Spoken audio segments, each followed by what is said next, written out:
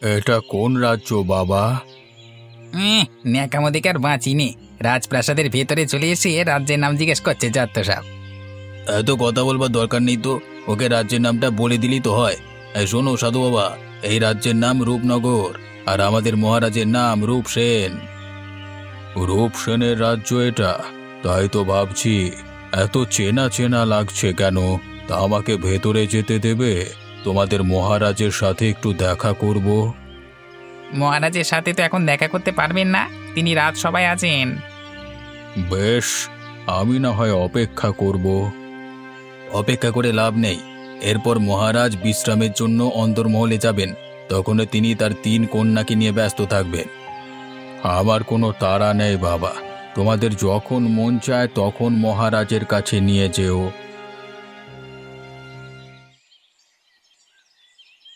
এ সাধুটা দেখছি নাচরবান্দা, সেই কবে থেকে মহারাজের জন্য অপেক্ষা করে বসেই আছে, কোনো কথাতেই তো কোনো কাজ হচ্ছে না। আমার মনে হয় না মহারাজের সাথে দেখা না করে বেটা এখান থেকে বিদে হবে। তার চেয়ে চল বরং ওকে মহারাজের কাছে নিয়েই যাই। তাই ভালো, আজকে হোক বা কালকে হোক মহারাজের চোখে তো পড়বেই। তখন হয়তো সাধুকে অপেক্ষা করিয়ে রাখার জন্য আমাদেরকে শাস্তি পেতে হতে পারে।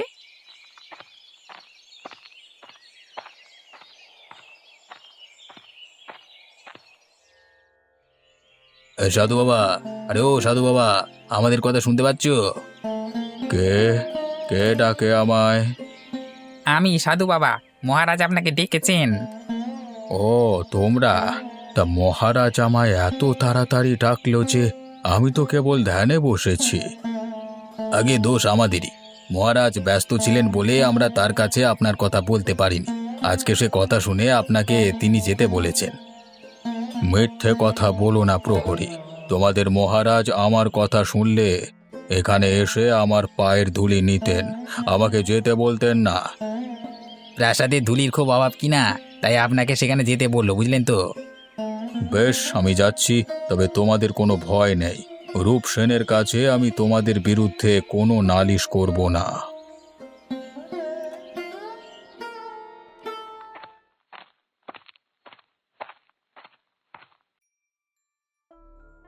প্রণাম রাজামশাই, আমি অনেক দূর থেকে আপনার সাথে সাক্ষাৎ করবার জন্য এসেছি।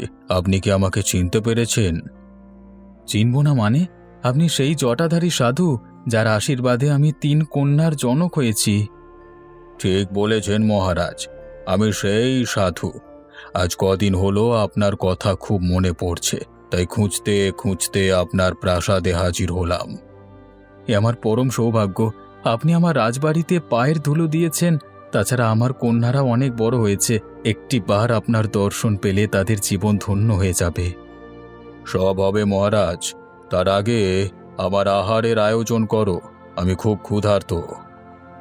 হ্যাঁ হ্যাঁ, আমি এক্ষুনি আপনার রাজভোজের বন্দোবস্ত করছি। আপনি ততক্ষণে আমার সিংহাসনে আরাম করে বসুন। না না মহারাজ, আমি সিংহাসনে বসতে পারবো না। আমি এখানেই আসন পেতে বসলাম। যা খাওয়াবে তা এখানেই নিয়ে এসো।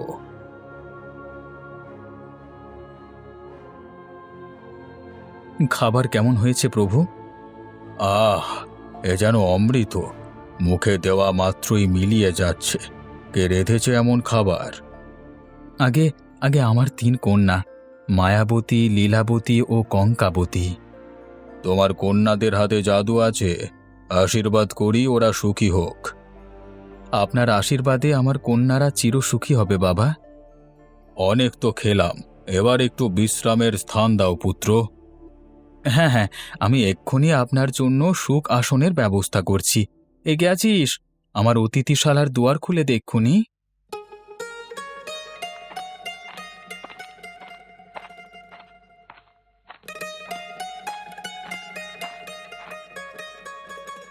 এটাই আপনার বিশ্রাম কক্ষ, আর এই আপনার বিছানা। এবার আপনি একটু ঘুমিয়ে নিন বাবা। হ্যাঁ, ঘুমাবো তো বটেই, তবে আমায় 3 দিনের আগে ডাকবি না। 3 দিন পর সূর্য উঠবার সময় আমাকে ডেকে দিবি, তখন আমি বেরুব। ঠিক আছে বাবা, আপনি নিশ্চিন্তে ঘুমান। এখানে কোনো ক্রমেই আপনার নিদ্রায় ব্যাঘাত ঘটবে না।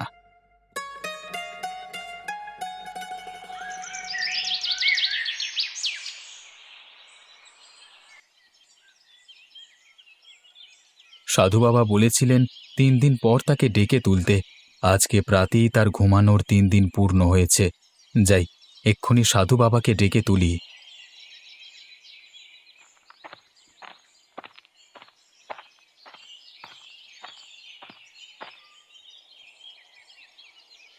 সাধু বাবা, সাধু বাবা, আপনার ঘুমানোর 3 দিন যে পূর্ণ হলো। এবার উঠুন, চোখ মেলে দেখুন, ভোরের আলো ফুটতে শুরু করেছে। কে কে ডাকে আমায়? আমি সাধু বাবা, আমি রূপসেন। ও তুমি? তা 3 দিন পূর্ণ হয়ে গেছে বুঝি?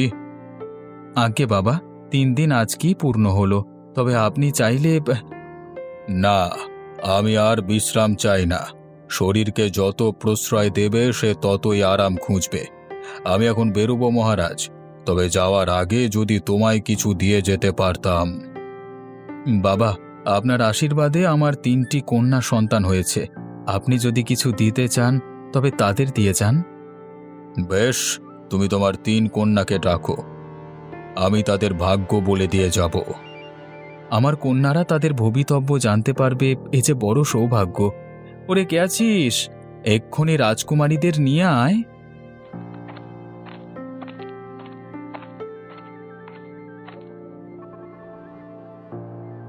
এসো মা, এসো। শুনেছি তোমরা 3জনই খুব গুণবতী। এবার তোমাদের ভাগ্যের পরীক্ষা হয়ে যাক, দেখি কে কত সৌভাগ্যের অধিকারী। নে, এবার একে একে বাবার সামনে তোদের হাত দুখানি ধর দেখিনি।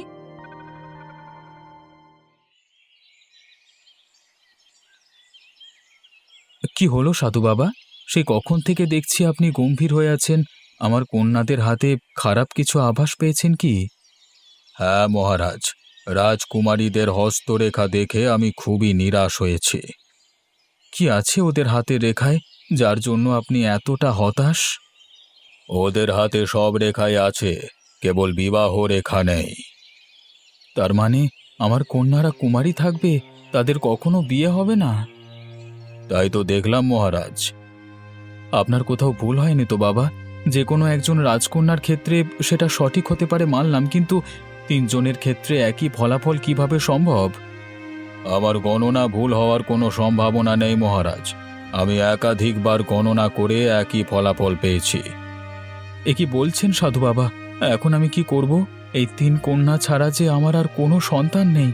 এখন যদি ওদের বিবাহই না হয় তবে কি করে আমার রাজ্যের উত্তরাধিকার পাবো? এতটা ভেঙে পড়বেন না মহারাজ। বিপদ যেহেতু আছে, তা থেকে উত্তরণের উপায়ও আছে। উপায় আছে? কি উপায় বলুন সাধু বাবা।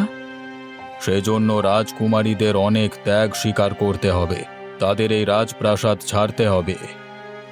যদি কিছুকাল কষ্ট করে ওরা মনের মতো স্বামী পায় তবে তা হাসি মুখে মেনে নেবে। বেশ, তবে আজই আপনি রাজকুমারীদের প্রাসাদ থেকে বের করে দিন, আর তাদের হুকুম দিন আপনার রাজ্যের দক্ষিণ প্রান্তে জেলেদের যে নোংরা গ্রামটি আছে সেটি যদি পরিষ্কার করতে পারেন তবেই তারা প্রাসাদে ফিরতে পারবে। আপনার আদেশ শিরোধার্য সাধু বাবা। আমি এক্ষুনি আমার 3 কন্যাকে প্রাসাদ থেকে বের করে দিচ্ছি, কিন্তু সামান্য একটি গ্রাম পরিষ্কার করলে ওদের অভিশাপ কাটবে তো? হ্যাঁ, কাটবে। সেই সাথে রাজকুমার বরও পাবে।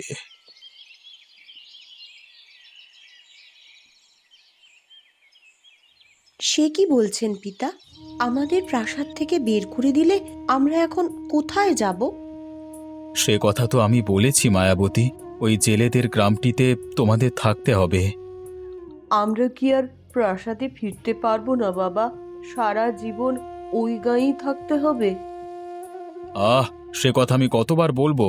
একবার তো বললাম যে ওই গ্রামটি খুবই অপরিষ্কার। যদি তোমরা 3 বোন মিলে সেটি পরিষ্কার করতে পারো তবে প্রাসাদে ফিরে আসতে পারবে। সেজন্য আমাদের যেতে হবে কেন? এই প্রাসাদে আমাদের 3 বোনের 300 দাসদাসী আছে, ওদের পাঠিয়ে দিলে ওরা পরিষ্কার করে আসবে। সব কাজ এত সহজভাবে নিও না কন্যা। তোমাদের যা করতে বলেছি তাই করো, না হলে তোমাদের কপালে শনি আছে এই বলে দিলাম।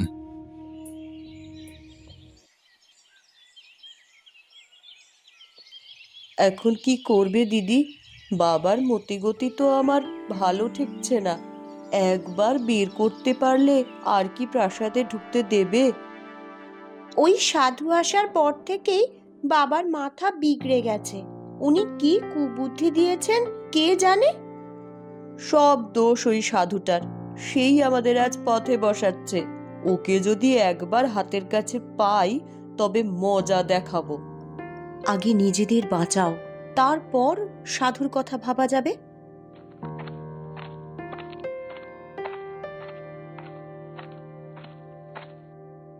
কি রাজকুমারীরা, আপনারা এখনো তৈরি হননি যে? কখন বের হবেন আর গন্তব্যই বা পৌঁছাবেন কখন? আমরা এখনই বেরোবো। তুমি বাবাকে বলে রথ তৈরি করো, আর সাথে কয়েক মাসের রসদ দিয়ে দিও। সেসব তো কিছুই নিতে পারবেন না রাজকুমারী। কোনো খাবার, পোশাক কিংবা মোহর আপনারা সঙ্গে নিতে পারবেন না। এত কঠোর, এত কঠোর কি করে হলো মহারাজ? কঠোরতার কি দেখেছেন রাজকুমারী? আসল কথা তো এখনো বলিনি। মহারাজের আদেশ, আপনাদের পায়ে হেঁটে সেই গায়ে যেতে হবে। পথি মধ্যে যত বিপদ আপদ হয় সব আপনাদের মোকাবিলা করতে হবে। বুঝেছি, আমাদের বাঁচবার আর কোনো পথ বাবা খোলা রাখেনি। এত ভয় পাস নে ছোট, আমরা 3 বোন একসাথে থাকলে আমাদের কোনো ক্ষতি হবে না। সেই ভালো। এখন 3 বোন ঝটপট বেরিয়ে পড়ুন। সূর্যাস্তের পর মহারাজ আপনাদের মুখ দেখতে চান না।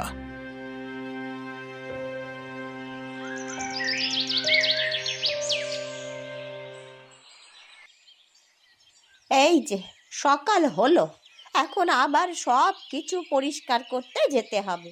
বলি, আমারও তো একটা মানুষের জীবন নাকি? এইভাবে এই সারা গাঁ পরিষ্কার করে বেড়ানো কি আর আমার কর্ম বলো তো? কিন্তু কি আর করব, কাজ না করলে তো আবার ভাত মিলবে না। যাই, আগে আমার উঠোনটা পরিষ্কার করে নি, তারপরে খেয়ে দে বাইরে বের হবক্ষণ।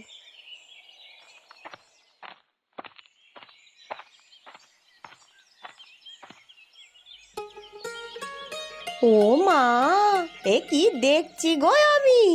এইভাবে ঝকঝকে করে কে আমার বাড়ি পরিচ্ছন্ন করে দিয়ে গেল গো? কে করলো এই কাজ? দিদি, ও দিদি, ওঠো না, ওঠো, দেখো ভোর হয়ে গেছে। কি হলো কি? এত সকালে কেন ডাকছিস বল? সারা রাত কষ্ট করে উঠোন পরিষ্কার করলাম, এর মধ্যে আবার ডাকাডাকি। আর এই বুড়িটা কে? কখন থেকে বকে যাচ্ছে। বোধহয় এই বাড়ির মালিক। চল তো গিয়ে দেখি কি হয়েছে ওর। সে কি গো, বলি তোমরা কারা? আর এই শিউলি তলায় কি করছো তোমরা? আমরা হলাম এই রাজ্যের রাজকন্যা। রাজকন্যা? তাহলে তোমাদের এই হাল হলো কি করে? কি বলছিস ছোট? চুপ কর। আসল কথা বললে আমাদের কেউ সাহায্য করবে না। না, আমরা রাজকন্যা নই। আমরা 3 বোন এক কাঠুরিয়ার সন্তান। আমাদের বাবা মা হিংস্র পশুর আক্রমণে মারা গেছে। জঙ্গলে আর থাকতে না পেরে এই গাঁয়ে এসেছি। কিন্তু এই মেয়ে যে বলল তোমরা রাজার দুলালি। আমাদের ছোট বোনটি আকাশ কুসুম চিন্তা করতে ভালোবাসে। সারাদিন ভাবে সে রাজপ্রাসাদে আছে, তাই মুখ ফসকে বলে দিয়েছে। ও, তাই বলো? তা এই গাঁয়ে যে এসেছো, থাকবে কোথায় আর খাবে কি? সেই জায়গায় তো খুঁজছি। তো 2টি বোন নিয়ে কোথায় যাব, কি করব, কিছুই ভেবে পাচ্ছি না। আপনি কি আমাদের একটু জায়গা দেবেন? আমাদের কাজ হয়ে গেলে আমরা চলে যাব। কাজ? কিসের কাজ? তোমরা কেন এখানে এসেছো বলো তো? গোপন কোনো দুরভিসন্ধি নিয়ে এসেছো নাকি? হ্যাঁ, কোনো অভিসন্ধি নিয়ে আসিনি আমরা। ও বলতে চেয়েছে ভালো কোনো কাজ পেলে আমরা চলে যাব। তো যাবে, আমি বা তোমাদের রাখতে যাব কেন বলো তো? শোনো মেয়েরা, এই জায়গাটা ভালো নয়, আর তোমাদের মতন রূপবতী মেয়েদের জন্য তো নয়ই। আমি তোমাদের আমার বাড়িতে আশ্রয় দিতে পারবো, কিন্তু ওই খাওয়া দাওয়া তোমাদের নিজেদের করতে হবে। এই কেমন কথা? আপনি না খাওয়ালে আমরা খাবো কি? উম, একেই বলে বসতে বললে শুতে চায়। আমি থাকতে দিচ্ছি, এটাই তোদের 7 জন্মের ভাগ্যি, বুঝলি? তা বটে, তা তো বটেই। আপনি খুব ভালো মানুষ, তা তো দেখেই বোঝা যাচ্ছে। আমাদের তো আর সমুদ্রে ফেলে দেবেন না। তাই বলছিলাম কি, যদি কোনো কাজ দিতেন, যা করে আমরা 3টি বোন খেয়ে পড়ে একটু বাঁচতে পারি। আমার কাছে তো তেমন কোনো কাজ নেই রে, তবে তোরা যদি চাস আমার কাজে সাহায্য করতে পারিস, তাতে তোদের দুবেলা দুমুঠো ডাল ভাত জুটবে। আপনার কাজ কি কাজ সেটা? আমি এই গ্রামের রাস্তাঘাট পরিষ্কার করি। আমাদের গ্রামটা এই খুব নোংরা কি না, তাই প্রতিদিন এই কাজ করতে হয়। আরে এই কাজের জন্যই তো আমরা এখানে এসেছি। দেখলে দিদি, কিভাবে একে একে সব মিলে যাচ্ছে। এখানে এসেছিস মানে? কারা তোরা, হ্যাঁ? আর কি চাস এখানে? তুমি ওর কথা এখনো বোঝোনি ঠাকুমা। ও বলতে চেয়েছে এমন সহজ কাজই আমরা খুঁজছিলাম, তোমার কাজ আমরা মন দিয়ে করব। এই কাজ সহজ? বেশ, কদিন কর, তারপরে বুঝবি মজা। এবার আমার সাথে আয়, দেখে নি, আমি তোদের ঘর দেখিয়ে দিচ্ছি।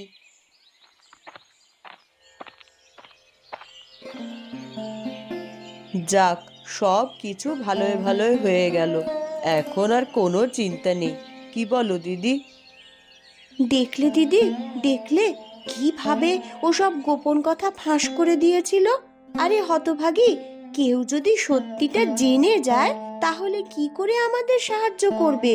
সারা জীবন এখানেই এভাবে থাকতে হবে, বুঝলি? আমি আবার কি করলাম? না না, কিছুই করিসনি তুই। শোন কঙ্কা, তোকে আরো সচেতন হতে হবে। কোনো কথায় যেন আমাদের আসল পরিচয় প্রকাশ না পায়। বলি কি রে, কি সব গুজুর গুজুর ফুসুর ফুসুর করছিস বলতো? এখানে আয়, দেখিনি। যাই ঠাকুমা। এই চল চল, বুড়ি আমাদের ডাকছে।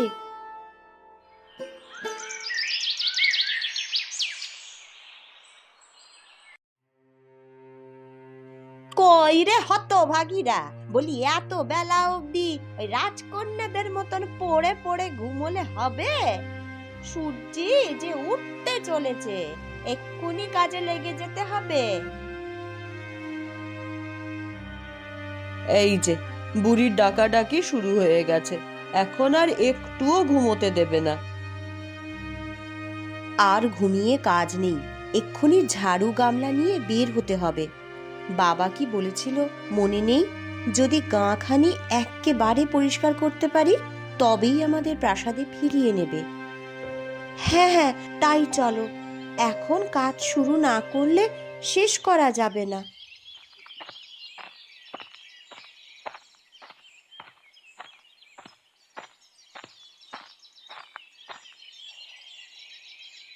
তা তোদের সাজগোজ হলো?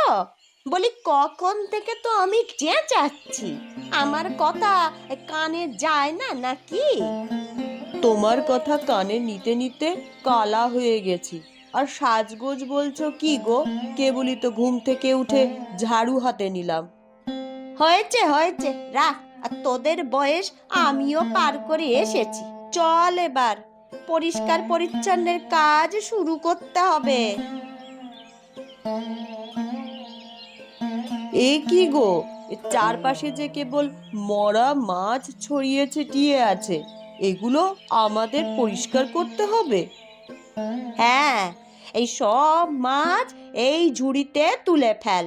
তারপর ওই যে দূরে ওই যে ডোবার মতন জায়গাটা দেখছিস, সেখানে গিয়ে ফেলে দিয়ে আয়। আমি পারবো না এই নোংরা জিনিসে হাত দিতে, তোমরা করো গিয়ে। বেশ, তাহলে তোকে ও বেলা থেকে খেতেও হবে না, যারা কাজ করবে তারাই খাবে। না না, কাজ করব আমি, এই যে এক্ষুনি সব পরিষ্কার করছি।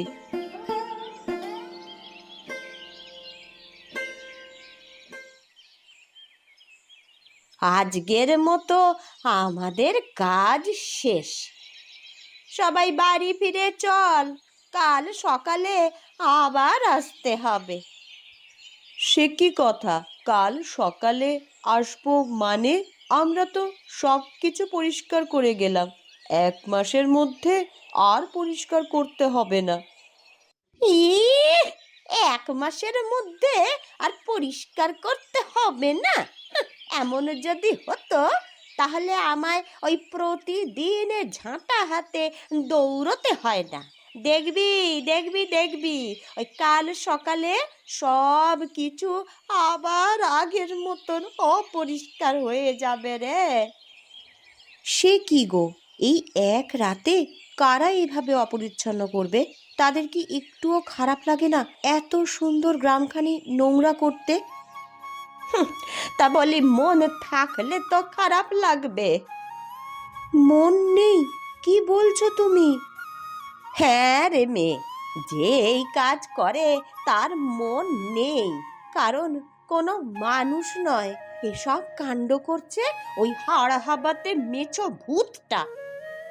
মেছো ভূত এই কাজ করছে? কিন্তু কেন? তা কি জানি, গত 2 বছর ধরে ও এই রকম উপদ্রব করেই চলেছে। আমরা কত চেষ্টা চরিত্র করলাম, কিন্তু কিছুতেই ওকে তাড়াতে পারলাম না রে। ওই প্রতি রাতে আসে, আর তারপর নদী থেকে মাছ ধরে তা খেয়ে আর গ্রামের পথে ঘাটে ফেলে রেখে যায়। ওকে তাড়ানোর কি কোনো উপায় নেই? তাড়ানোর উপায় তো নেই, কিন্তু বন্দি করার উপায় আছে।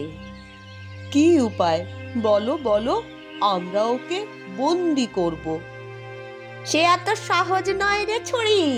ওকে বন্দি করতে চাইলে দরকার মায়া দড়ি। মায়া দড়ি? কোথায় পাবো সেই দড়ি? চুল দিয়ে সেই দড়ি তৈরি করতে হয়, বুঝলি?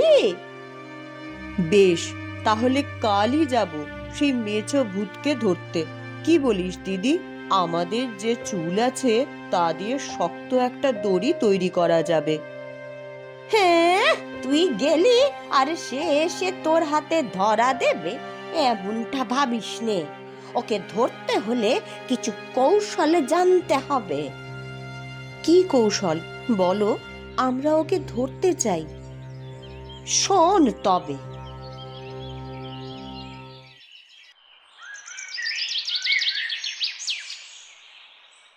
চুপ চুপ, ঠাকুমার কথা মতন আমরা সেই জায়গায় চলে এসেছি। ভূতটা এখানেই থাকবে, বল। কিছুই তো দেখছি না আশেপাশে, কোথায় ভূত কোথায় কি? আহ, দেখতে পাবি, একটু ধৈর্য ধর না। তখন কিন্তু ভয় পেয়ে আবার মশাল নিভিয়ে দিস নে। না না, এই মশাল নিভবে না, যতক্ষণ আমি আছি ততক্ষণ মশাল থাকবে। এই কে রে? কারা এত রাতের বেলায় বের হলো? কাদের এত বড় সাহস? আমরা তোমার জম, যদি ভালো চাস তো আমাদের সামনে আয়, তারপর দেখাচ্ছি আমাদের সাহস কত। এই যে এলাম, দেখ এবার কেমন দেখতে লাগে। ওরে বাপ রে বাপ, এ যে সত্যি সত্যি ভূত। ও দিদি, আমি গেলাম, এখানে আর 1 মুহূর্তও নয়। সাবধান কঙ্কা, 1 পাও নড়বি না। মায়া, তুই এখুনি ওর মাথায় মাটির হাঁড়িটা ভাঙ, আর তারপরই আমি হাত পা বেঁধে ফেলছি। আমায় বাঁধবি? আমায়? দুষ্টু মেয়ে কোথাকার! তারা এক্ষুনি তোদের গাছের উপর ঝুলিয়ে রাখছি। এ কি করলি? হায় হায় হায় হায়, এ কি করলি? আমার উপর সরিষা ছুঁড়ে দিলি, আমার যে হাত পা চলে যাচ্ছে। কেবল তো শুরু, এখন দেখ কি করি তোকে। ছেড়ে দে, আমাকে ছেড়ে দে, আমি এখান থেকে পালিয়ে যাব, আর কখনো এমুখ হব না। ওরে বাবা! কেউ ওর কথা শুনবি না, একবার ছাড়লেই আমাদের আক্রমণ করবে। যাক বাবা, অবশেষে ওকে বাঁধা গেল। চল এখন বাড়ি ফিরে যাই। ভূতটাকেও বাড়ি নিয়ে যেতে হবে, কোনোভাবে এখান থেকে ছুটতে পারলে আবার আমাদের ক্ষতি করতে চাইবে। সেই ভালো, চল চল ওকে বরং চ্যাংদোলা করে ধরে নিয়ে যাই।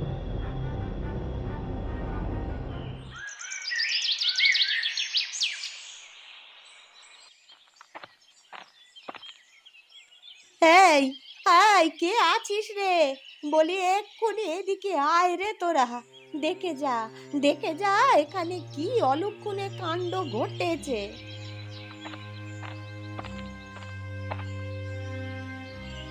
কি হয়েছে ঠাকুমা? এই সাত সকালে চেঁচামেচি শুরু করলে কেন? কি হয়নি সেটা বল। সকালে উঠে দেখি এই ছোড়া হাত পা বাঁধা অবস্থায় পড়ে আছে, আর এদিকে গা খানিও বিলকুল পরিষ্কার হয়ে রয়েছে, একটুও ধুলোমলা নেই কোথাও। এখনো বোঝনি তুমি? কাল রাতে আমরা সেই ভূতটাকে জব্দ করেছি, তাই তো আজ আর কিচ্ছু হয়নি। কিন্তু সেই ভূতটাকে তো বেঁধে এখানেই রেখেছিলাম, সে গেল কোথায়? আর এখানে এই যুবক কি করে এলো? আমি তোমাদের সব বলছি কন্যা, আগে আমার বাঁধন খোলো, তারপর সব ঘটনা খুলে বলছি। আপনাকে আমরা মুক্ত করলাম, এবার বলুন আপনি কে? আসলে আমি হলাম বিজয়নগরের রাজকুমার বিজয়। 2 বছর আগে মাছ ধরতে আমি এ গাঁয়ে এসেছিলাম। পথিমধ্যে এক সাধুর সাথে অন্যায় করায় তিনি আমায় অভিশাপ দিয়ে ভূত বানিয়ে রাখেন। ও, আপনি তাহলে সেই মেছো ভূত? হ্যাঁ, সেদিন সাধু বলেছিলেন যদি কখনো রূপনগরের 3 রাজকন্যা এসে আমায় উদ্ধার করে তবেই এই জীবন থেকে মুক্ত হব। আজ তোমরা এসে আমায় বড় বাঁচালে। ও, এই কথা। তাহলে সেই সাধু বাবাই গ্রাম পরিষ্কারের কথা বলে আমাদের এখানে নিয়ে এসেছে, আর আমরা ভেবেছি আমাদের পিতা আমাদের ত্যাগ করেছে। যাক, যা হয়েছে ভালোই হয়েছে। তোমাদের জন্য রাজকুমার আজ নতুন জীবন পেল, তাই না কুমার? হ্যাঁ ঠাকুমা, ওরা আমায় নতুন জীবন দিয়েছে, তাই আমি ওদের আমার স্ত্রী হিসেবে গ্রহণ করে ধন্য হতে চাই। আপনাকে পতি হিসেবে মেনে নিতে আমাদের কোনো অমত নেই। যদি আমাদের বাবাকে রাজি করাতে পারেন তবেই আমরা আপনাকে বিয়ে করব। বেশ, চলো তবে মহারাজের কাছে। আমি তোমাদের 3 বোনকে তার কাছে আবদার করব। তাই যা, আশা করি মহারাজ তোদের নিরাশ করবেন না।